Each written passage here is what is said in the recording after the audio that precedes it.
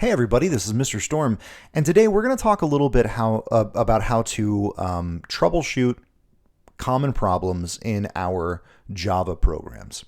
So this is coming at the end of the term because I didn't want to put this lesson too early because we want to be able to troubleshoot problems in things that we've learned. If we do this at the very beginning of the term, there's really not much we can explore. But it's really important going into our final project because you need to have a baseline of knowledge on how to troubleshoot because you're about to have to write your own code without my help. Don't worry, don't freak out. You already know everything you need in order to make the final project work. Okay, so I've written this calculator program, and the way it's supposed to work is you will take in it will take in a couple of numbers, it'll take in an operator, and then depending on the operator, it will call methods related to those operators, and then it will spit out the results of that operation. Very simple program, nothing crazy, and everything that we've learned so far this term is in this program. So I can see that I have a bunch of red lines here, so that tells me there's some problems. I'm going to hit run and see what happens. And oh no, I'm pretty sure this is a familiar sight for some of you. You've seen a lot of errors pop up when you try to run your code. So let's go through this piece by piece. So right up here at the top, I always start from top to bottom. I fix one problem and then we move on to the next. That's my process because you never know if solving one problem will solve the entire program, right? So I am looking here. The first one says main.java 5 error. Now this 5 right here is telling us, well, first of all, this says main. This tells us that we're inside the class main, right? Everything we do is inside of that main class, so we can ignore that. We also know it's a Java program, so of course we can ignore that. This piece of information, however, right here, the third piece is 5. That means it's on line 5. So line 5 is right here. And it tries to tell us kind of what might be the solution here. It says, comma, space, parentheses, or bracket expected. And then it tries to point exactly to the place in that line where it's expecting that operation. And yeah, sure enough, it says there's a red squiggly line right here. And it looks like I did not finish off this parentheses. So I'll do that. And it looks like the error went away. Let's go ahead and clear this out and run it again to see if that fixes all of our problems. And no, it did not. We still have plenty. So we're just going to go through these one by one. So again, line 11. So let's find line 11 right here. And it says semicolon expected. And it's pointing to the end of the line. And absolutely, I forgot to put the semicolon on line 11. Perfect. Clear it out, run again. Okay, now we have fewer errors. We're getting close. We're getting close to being able to solve this issue. All right, line 21 says not a statement. And it's pointing to the else. So let's check out line 21 right here. And it says else is not a statement.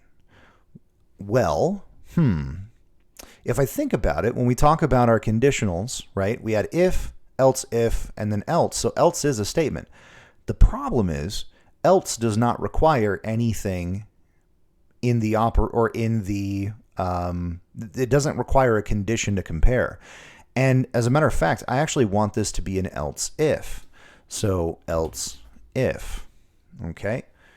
All right, yeah, so that is it's pointing exactly to where the problem is. It's helping me to find these problems. Clear that out, hit run.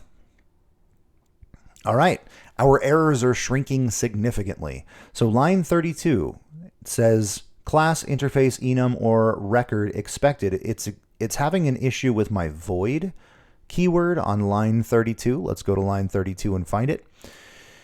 And well, this is a bit of a harder problem to solve.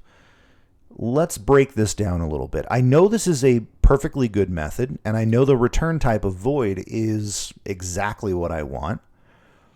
but it's saying it wants a class, interface, enum, or record. Well, I know what a class is. I don't know what any of this other stuff is, so I'm going to ignore it, right? I do know what a class is. And I know that we have a main class up here, and everything inside that main class is from line 4, okay, all the way down to line 30. But I have these methods that are outside of the class, which kind of doesn't work, right? Because methods need to be inside the class. So it's saying we need a class. You need a class to put this method inside of. If not, then you're going to have problems, which we do. So I'm going to delete that brace and then put a new one down here so that those methods are now inside the class. Okay, now let's clear this out, run it again to see if we fixed that problem.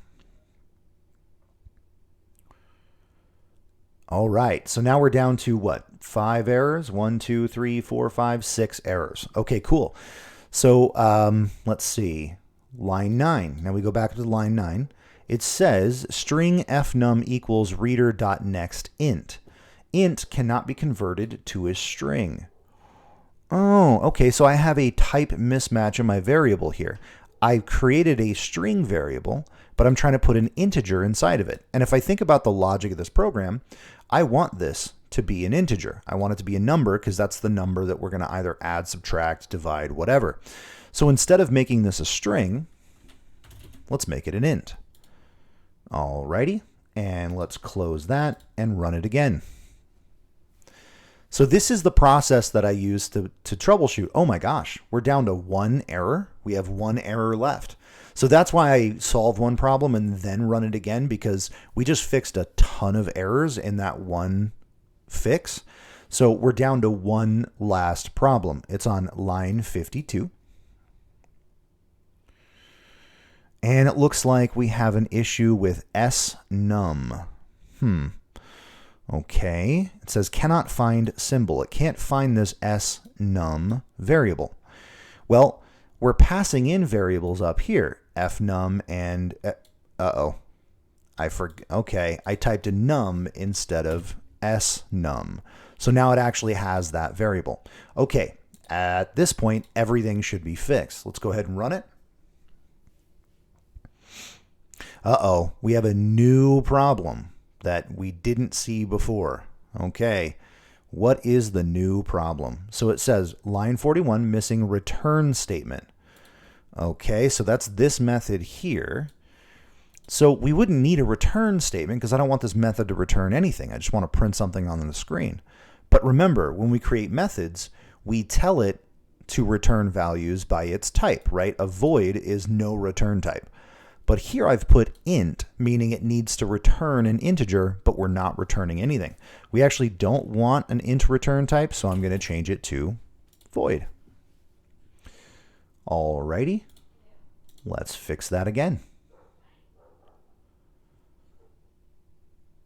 And it looks like it works. Okay. Let's scan through this program. Just because we don't have any errors here, let's scan through to see if there's anything that pops up in the text editor that maybe gives us a clue to something that we're missing. Okay, so we have this yellow squiggly line under reader, which, I don't know, that doesn't seem normal. Let's click on it and see what it comes up with. Resource leak. Reader is never closed. Resource leak. Okay, well, this reader is our scanner class. It's in the instance of our scanner class.